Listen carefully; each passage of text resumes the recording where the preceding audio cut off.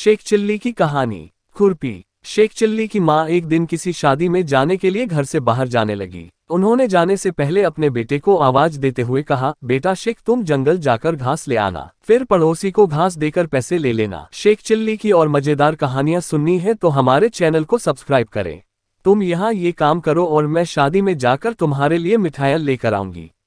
Sheikh chilli ने खुशी खुशी माँ की बात मान ली। शेख के दिमाग में अब घास लाने की बात नहीं बल्कि मिठाइयाँ घूमने लगी। वो दिन भर मिठाइयों के ही सपने देखता रहा। कुछ घंटों बाद जैसे ही शेख की माँ घर लौटी तो उन्होंने अपने बेटे को बिस्तर पर लेटा देखा। उन्होंने उसे आवाज दी लेकिन शेख चिल्ली तो अपने सपनों की दुनिया में खोया हुआ था। उसकी माँ ने उसका बिस्तर खींचते हुए कहा कि तू सपनों की दुनिया में खोया हुआ है और मेरा घास वाला काम ऐसे ही छोड़ दिया। अब तू जब तक जंगल जाकर वो काम नहीं करेगा तुझे मिठाई नहीं मिलेगी। मिठाई ना मिलने की बात सुनकर शेख तुरंत उठकर जंगल चला गया। उसने जंगल जाकर सब कुछ ठीक वैसा किया जैसा उसकी माँ ने कहा था।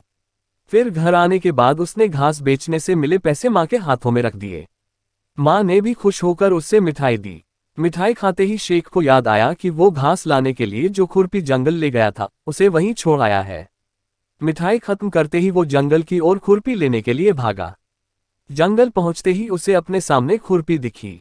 शेख चिल्ली मुस्कुराते हुए खुरपी को उठाने के लिए आगे बढ़ा। जैसे ही शेख ने खुरपी को छुआ तो वो जोर से चिल्लाया क्योंकि खुरपी पर सीधी धूप पड़ रही थी जिस वजह से वो बहुत गर्म थी। शेख चिल्ली के मन में हुआ कि खुरपी इतनी गर्म है तो इसका मतलब इसे बुखार आ गया है। शेख ने किसी तरह से खुरपी को उठाया और उसे लेकर सीधे एक हकीम के पास चला गया। वहां जाते ही शेख चिल्ली ने कहा, देखिए इस खुरपी को तेज बुखार हो गया है, इसका उपचार कीजिए। हकीम को शेख की ये बात सुनकर हंसी आई। उन्होंने मजाक में कह दिया कि हाँ इसे तेज बुखार है लेकिन इसका इलाज दवाई से नहीं होगा। तुम इसे किसी रस्सी में बांधकर पास के कुएं में ले जाओ और वहां पानी में 2-3 बार डुबाकर निकाल लेना। ऐसा करने से इसका बुखार उतर जाएगा। शेख चिल्ली ने ठीक वैसा ही किया। शेख ने पानी से खुरपी के निकालने के बाद छुआ तो वो ठंडी थी। उसे लगा कि हकीम का इलाज असर कर गया और वो खुशी खुशी खुरपी लेकर अपने घर चला गया। कुछ दिनों बाद उसके पड़ोस में एक बूढ़ी महिला को तेज बुखार आ गया। सभी परिवार वाले परेशान होकर उसे हकीम के पास ले जा रहे थे। तभी रास्ते में शेख चिल्ली उन्हें मिल गया। उसने सब लोगों से पूछा कि आप लोग इतने परेशान क्यों हैं। उन्होंने शेख को बताया कि वो बुखार के इलाज के लिए हकीम के पास जा रहे हैं।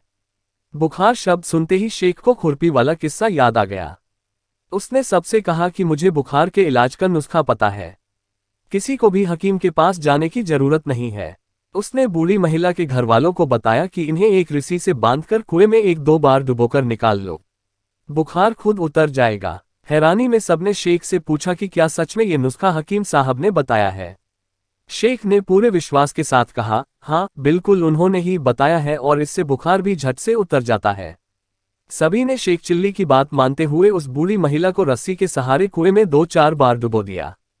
कुछ देर बाद जब उन्हें बाहर निकाला तो उनका पूरा शरीर ठंडा पड़ गया था।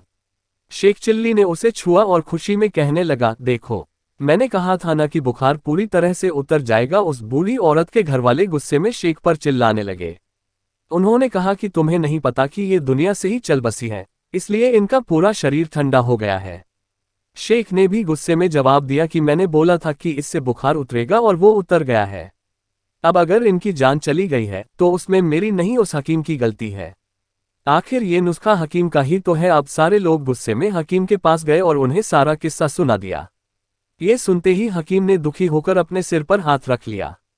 फिर धीमी आवाज में वो कहा, अरे भाई मैंने वो इलाज गर्म खुरपी को ठंडा करने के लिए बताया था, किसी इंसान का बुखार उतारने के लिए नहीं। हकीम की यह बात सुनते ही सब लोगों ने मिलकर शेख चिल्ली को खूब डांटा और उसे पीटने लगे। किसी तरह से सबसे बचकर शेख वहां से भाग निकला। कहानी से सीख, बिना सोचे समझे किसी की भी बात नहीं मान लेनी चाहिए, इससे खुद का ही नुकसान होता है।